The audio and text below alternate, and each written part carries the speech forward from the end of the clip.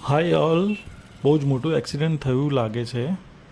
એક ક્રેન લપસી પડી છે અને તકલીફની વાત એ છે કે એ હાઈ સ્પીડ ટ્રેક પર પડી છે. એટલે તમે વિચારી શકો છો કે ટ્રેનની અવર જવર બંધ થઈ હશે. તો જ્યાં સુધી આ ક્રેનને સાઈડ નહીં કરવામાં આવે ત્યાં સુધી કોઈ ટ્રેન આ ટ્રેક પરથી પસાર નહીં થઈ શકે. ઓકે, થોડું તમને આ પ્રોજેક્ટ વિશે માહિતી આપી દઉં.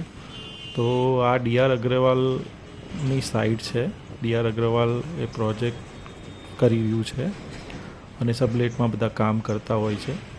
તો આ Ahmedabad to Mumbai bullet train પ્રોજેક્ટની સાઇટ છે.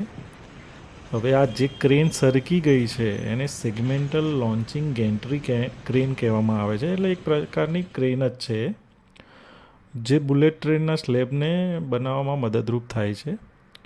બહુ મોટો પ્રોજેક્ટ છે. આ એક્સિડન્ટના કારણે ઘણો ટાઈમ વેસ્ટ થશે. તો ઇટ્સ હેપન, શું કરી શકીએ હવે.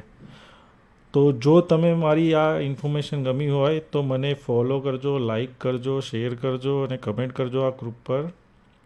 નેક્સ્ટમાં પણ કંઈક આવું નવું જાણવા જેવું લાવીશું.